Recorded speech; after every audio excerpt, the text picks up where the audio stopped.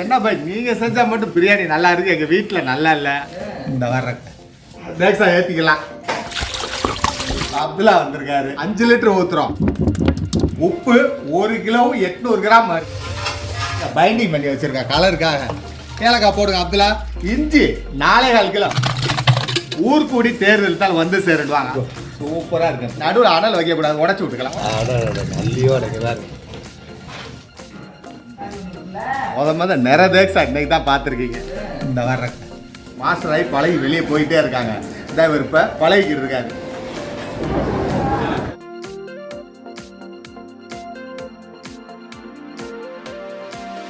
Hello master, இப்போ நம்ம எங்க இருக்கோன்னா திண்டுக்கல் நாகல் நகர்ல பள்ளிவாசல்ல ஒரு வலிமா விருந்து, ஒரு 45 கிலோ மட்டன் பிரியாணி ஆக்குறோம். வாங்க எப்படி செய்யலான்னு பார்ப்போம். நம்ம அப்துல்லா வந்திருக்காரு. கொள்ள நாள வரலன்னு சொல்லி பண்ணிக்கிட்டா இருக்காரா? சரி சரி, ஷார்ட்ஸ்ல வருவார். ஷார்ட்ஸ்ல வர்றாரு, வீடியோல வரல. அடிக்கடி வீடியோ வரலன்னு கேட்குறீங்க. சொன்ன ஆளுங்க வேலைக்கு தாமதமாக வரவும் மாட்டாங்க. அதனால கேமராமேனே உட்காந்து வேலை பார்க்குற மாதிரி இருக்குது. அவர் மாஸ்டர் தான், அதனால வீடியோ எடுக்க முடியல. அடிக்கடி இந்த வீடியோ வரும், தொடர்ந்து பெரிய வீடியோ அண்டு இவரோட ஷார்ட்ஸ் நிறையா வரும் பாருங்கள். ரெண்டாவது என்ஜாய் பண்ணுறதுக்காக இல்லை நம்ம செய்கிறது, ஒவ்வொரு கருத்துக்களையும் நாங்கள் பதிவு பண்ணுறோம். அதுக்கு காசு வாங்கலைங்க, ஃப்ரீதான். வாங்க, இந்த கருத்துக்களை ஒவ்வொன்று நான் வச்சுக்கிற மாட்டோம். அன்னன்னைக்கு என்ன அப்டேட் ஆகுதோ நான் உங்களுக்கு சொல்லிக்கிட்டே இருப்போம். நாங்கள் பழகுனதையும் உங்களுக்கு சொல்லிக்கிட்டு இருக்கோம். வாங்க வீடியோக்குள்ள போகலாம். தேக்ஸா ஏற்றிக்கலாம். தொடங்கி தூங்கி போட்டு தொடங்க. நல்லா சுத்தமாக தொடங்கி. நம்ம பல்லாரி 4.5 கிலோ போட்டுக்கலாம். மலைச்சாரலாய் ஒவ்வொரு வீடியோலையும் என்ன ஒரே வாளி அளவாக போடுறீங்களே அப்படின்னு பார்ப்பீங்க. நாங்கள் மேலாக அள்ளுவோம். 3 கிலோவுக்கு 4 கிலோவுக்கு அம்மிக்கு அள்ளுவோம். எங்களுக்கு அந்த குவான்டிட்டி கிடச்சிக்கிறோம். உங்களுக்கு அளவு பட்டு தான் கணக்கு. ஆமாம். புதினா 4 கட்டு, 2 3 4. மிளகாய்த்தூள் 350 கிராம். நெய் 5 லிட்டர் ஊற்றுறோம். நம்ம ரீஃபண்ட் ஆயில் 5 லிட்டர் ஊற்றிக்கலாம். 6 லிட்டர் ஊற்றணும். நம்ம கறி ஃபேட்டு எப்படி இருக்குன்னு பார்த்துட்டு அதுக்கு தகுந்த மாதிரி நெய் சேர்த்துக்கலாம். நெய் அதுக்கு தகுந்த மாதிரி எண்ணெய் சேர்த்துக்கலாம். நெய்யும் ஒரு 1/2 லிட்டர் பிடிச்சி வச்சுருக்கோம். 5 லிட்டர் சொல்லியிருக்கோம், ஊற்றிருக்கோம். ஃபேட்டு வர்றதை பார்த்துட்டு அந்த நெய்யை ஊற்றிடுவோம். நீ எது நினைக்காடா.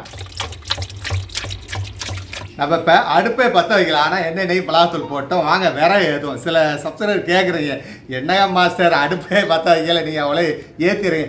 ஒவ்வொரு எண்ணெயெல்லாம் கொதிக்கும் போது மிளகாத்தூளை தப்புன்னு போடுவாங்க. கடைசி வரை மிளகாத்தூள் வாடை தான் இருக்கும், பிரியாணி வாடை இருக்காது. அதனால் ஸ்மூத்தாக ஏற்றணும். அடுப்பு ஏற்ற கொதிக்க நமக்கும் சௌகரியமாக இருக்கும். ஆனால் வெங்காயம் கறி இருப்போம், தக்காளி எடுத்துகிட்டு வாங்க வேகமாக அப்படிலாம் சொல்கிறதுக்கெல்லாம் வேலை 5 ஓட்டா 10 ஓட்டா தாளிப்போம். அந்த மாதிரி கறிகிறோம். டக்குன்னு வேலையை பார்க்கணும். இது ஒன் பை ஒன்னாக பார்த்துக்கிட்டே இருக்கலாம். ஈஸியான மெத்தடு திண்டுக்கல் பிரியாணி. வாங்க அடுப்பில் வேற ஏற்றலாம்.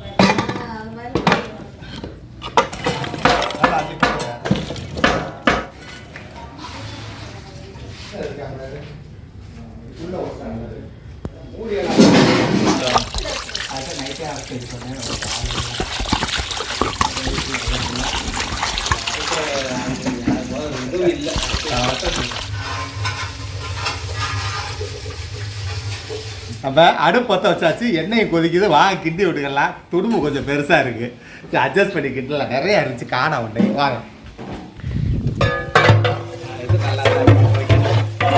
கொஞ்சம் கடம்பா இருக்கு.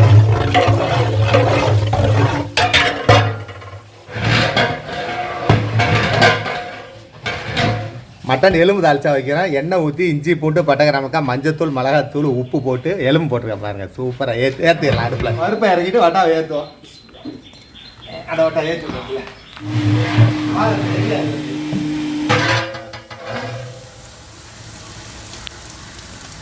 வல்லாரி பொன்முருகர் ஆயிடுச்சு. ஒரு 5 கிலோ தக்காளி ஆட் பண்ணிக்கலாம். புளிப்பு இல்லை, அதனால 5 கிலோ வாங்குறேன். போட்டுக்கலாம்.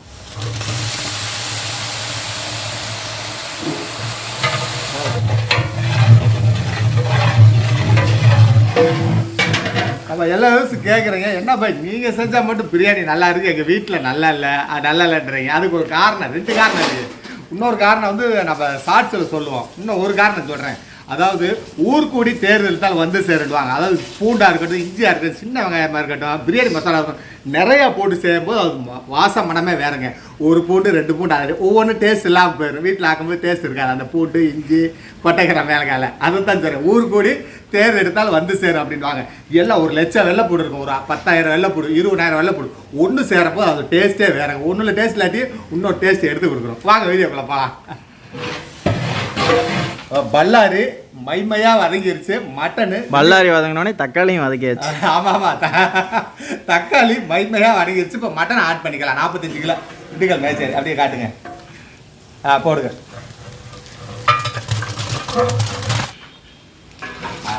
அருமையாக இருக்குங்க. இங்கே பாருங்க, மேச்சேரி மட்டன் கொழுப்பை பாருங்க. அதுதான் நெய்யெல்லாம் நிப்பாட்டணும். நம்ம நெய்யெல்லாம் நிப்பாட்டினேன். கொஞ்சம் வறட்சியாக இருந்தால் ஊற்றிடுவோம், இல்லாட்டி கொஞ்சம் கொஞ்சம் நிப்பாட்டி. ஒன்றும் தப்பு இல்லைங்க, ஊற்றிட்டா எடுக்க முடியாது. போடுங்க.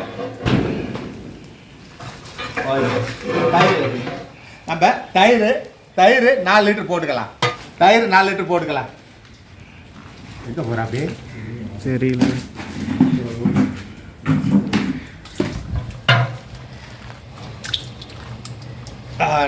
அருமையாக இருக்கும் தயிர். உப்பு 1 கிலோ 800 கிராம் வருது. நம்ம 1.5 கிலோ தான் போடுவோம் எப்பயுமே. 300 சேர்த்துக்கலாம். அப்புறம்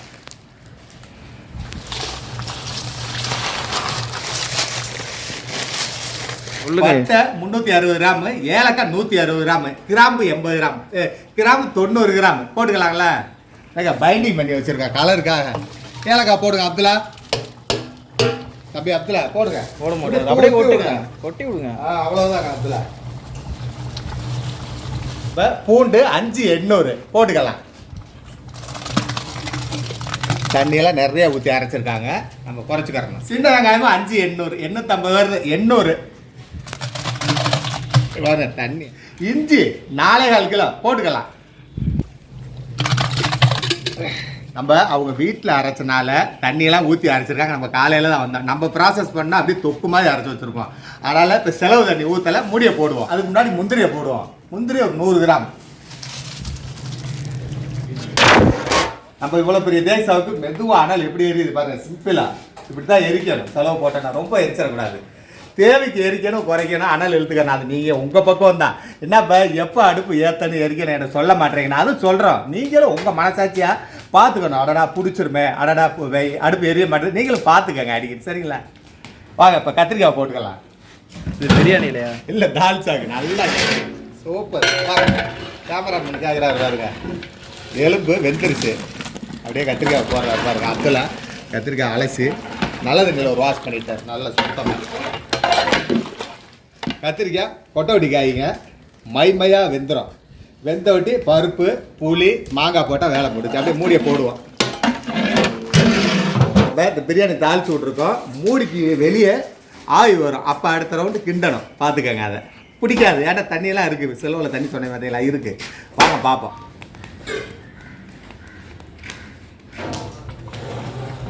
நமக்கு ஆவி வந்துடுச்சு. வாங்க கிண்டி விட்டுக்கலாம். மூடி போட தேவை.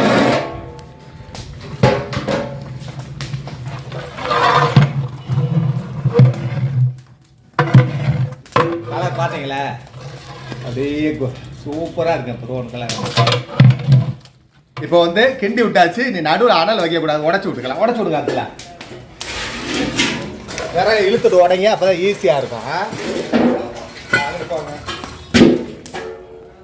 நம்ம தண்ணி வத்துறதுக்காக விறகை ஏற்றியாச்சு. உடனே காட்டலை. வாங்க மல்லித்தலை ஆட் பண்ணிக்கலாம். எண்ணெய் திரிஞ்சு வரட்டும், உலகி தண்ணி ஊற்றிக்கலாம். அப்போ மல்லித்தலை போட்டுக்கிறோம். ஒரு 4 கட்டு, ஒரு கட்டுக்கு இதுதான்.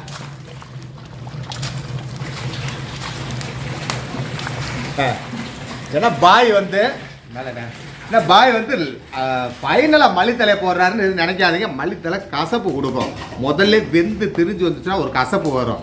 நீங்கள் மல்லி புதினா சட்னி அரைப்பீங்க, கொஞ்சம் மல்லி சேர்த்து போயிடுச்சுன்னா கசப்பு வந்துடும் இந்த மல்லி. புரியுதுங்களா? அதனால் மல்லியை ஃபைனலாக போட்டால் ஃப்ளேவர் மட்டும் இலை வாடி அப்படியே சாப்பாட்டில் இருக்கும். எடுத்து வச்சு சாப்பிடலாம். ஒன்றும் தப்பில் சூப்பராக இருக்கும். இப்போ வந்து தண்ணி வற்றி எண்ணெய் திரிஞ்சு வரணும் கிரேவி பதத்தில். அது வரையும் கிட்டிக்கிட்டே இருப்போம். பிடிக்காமல் அடுப்பு எரியுது. வாங்க பார்ப்போம்.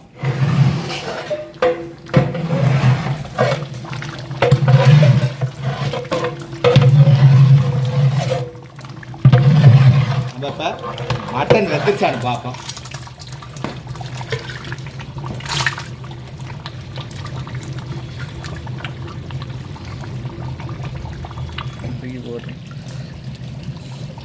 மட்டன் மல்லியப்பா போயிடுச்சு. நம்ம மட்டன் வெந்ததை பார்த்துருப்பீங்க. ஒரு 37 படி தண்ணி பிரேக்ஸானால குறைச்சி வைக்கிறோம். 66 லிட்டர் தண்ணி ஊற்றிக்கலாம். ஊற்றுக்க அப்துல்லா. உடைக்கு தண்ணி ஊற்றிக்கலாம் வாங்க. எத்தனை குடம் சொல்லுங்க? 3 குடங்க. 3 குடம்பு 3/4 குடம்பு.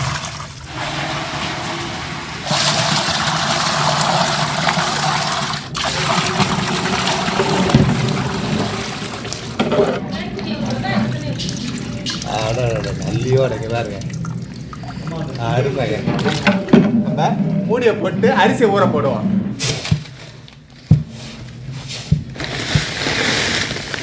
கிட்ட எடுங்க. 3 கண்ணில் எடுத்துட்டு அரிசி ஊற வச்சுக்கலாம் வாங்க.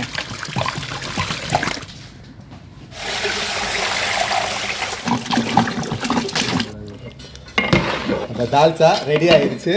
அடுப்பும் ஏற்றியாச்சு உலைக்கு. அங்கே பாருங்க அப்படியே அரிசி ஊற போகுது. உலையில ஆட் பண்ணிக்கலாம். ஊறிச்சுனா அள்ளி உப்பு ஊற அப்புறம் பார்த்தேன். அரிசியை போட்டப்போ அந்த அரிசி வந்துடும். உலை வந்துருச்சு. அரிசியை வடிகட்டி கூடையில் அள்ளியாச்சு. மேலே தண்ணி ஊற்றியாச்சு அந்த மாவு போகிறதுக்கு. வாங்க உலையில போட்டுக்கலாம். இப்போ உலை வந்துருச்சு. அரிசியை போட்டுக்கலாம் உலையில. 45 கிலோ திண்டுக்கல் சீரக சம்பா. உலை கொதிக்கி பாருங்க. இப்படி தான் கொதிக்கணும் உலை. அப்போ தான் அரிசியை போட்டால் நறுக்கரிசி உருவாது. 2வது நம்ம கறியில் இருக்க எசன்ஸுக்கு அரிசி பளபளன்னு இருக்கும் சாப்பாடு. பார்க்கலாமா? போடலாமா? வாங்க இதை தூக்குங்க. வரிசையா போட்டுக்கலாம் அரிசியை.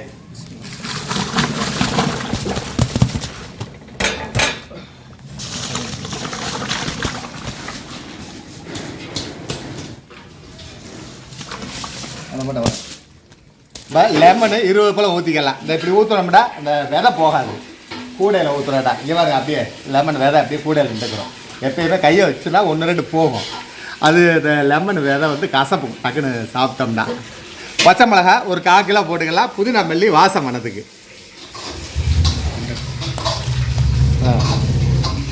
நம்ம 2 நிமிஷம் ஆயிடுச்சு. கிண்டிக்கலாம். வேற ஏற்றுங்க லைட்டாக அப்படியே. நான் இருக்கிறவங்க கிள்ளி தான் எடுத்துவாங்க. ஏற்றிட்டு தேக்ஸா அல்லையில் நம்ம தேக்ஸானால அல்லையில் கிண்டிக்கிட்டே இருக்கணும். ஏன்னா அதான் மெயின். ஏன்னா நறுக்கரிசின்னு சொல்லுவாங்க. அது உருண்டுடும். அதனால் கிண்டிக்கிட்டே இருக்கணும். இப்போ உப்பு உரம் செக் பண்ணிக்கலாம். புளிப்பு எல்லாம் நம்ம உப்பு ஒரு 1.5 கிலோ போட்டோம். பத்தலை. நம்ம இந்த போட்டுக்கலாம். 2 கிலோ பாக்கெட்டு ஒரு 102 பாக்கெட் போடுவோம். சப்பட்டையா போட்டு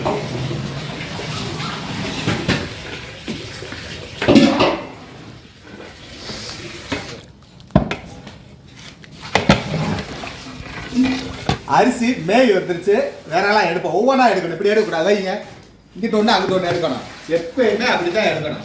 3 போட்டு எரி நம்ம ஒரு போட்டு புஷ்வா நம்ம விடக்கூடாது. விரல் எடுக்கும்போது அது ஒவ்வொன்றா எடுக்கணும். ஒவ்வொரு பாகத்துலேயே எடுங்க டக்குன்னு எடுங்க.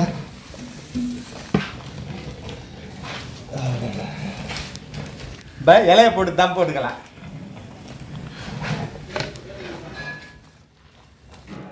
அவ்வளோதான்.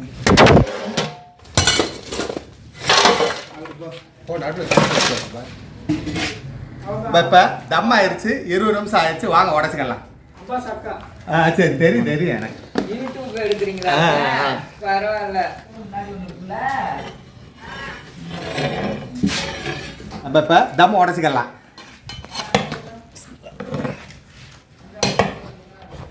நிறைய விவோ காப்பி இருக்கு. சின்ன தட்டை எடு. இந்த அண்ணன் இலை வச்சிருக்காரு பாரு. இல்லை கீழே ஆஃப் பண்ணணும். இலை வச்சா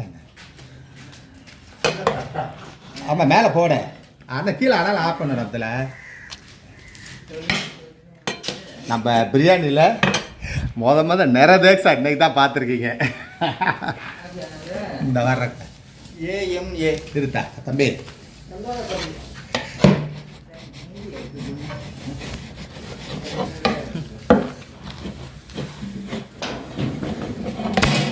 சூப்பர் கரம்பு வெளியவே கரெக்டாக போடுறேன்.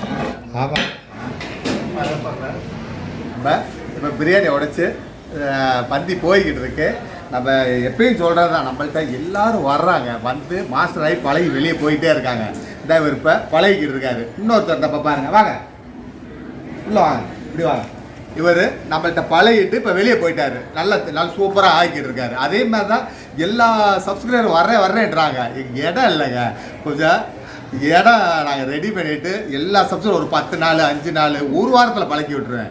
அந்த மாதிரி நான் கொண்டு வர்றேன். இவர் இப்போ வேறு லெவலில் போயிட்டார், நம்மளை விட்டுட்டு போயிட்டார். போய் நல்ல பெரிய லெவலில் வர, நம்ம வேலை பெரிய வேலை வந்தாலும் வந்துடுவார், நம்ம விட மாட்டோம், வந்துடுவார். எல்லா வேலைக்கும் போய்கிட்டு இருக்காரு. அடுத்து இவரை நம்ம பழகி ஒரு 60% பழகிட்டாரு. தனியாக விட்டுறணும் இவரை.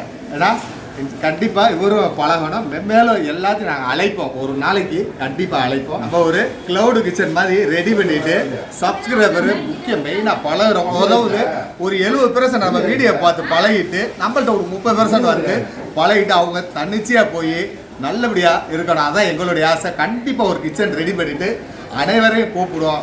1 by 1 அப்படியே வரிசையாக கூப்பிட்டு கண்டிப்பாக பழக்கி விடுவோம்.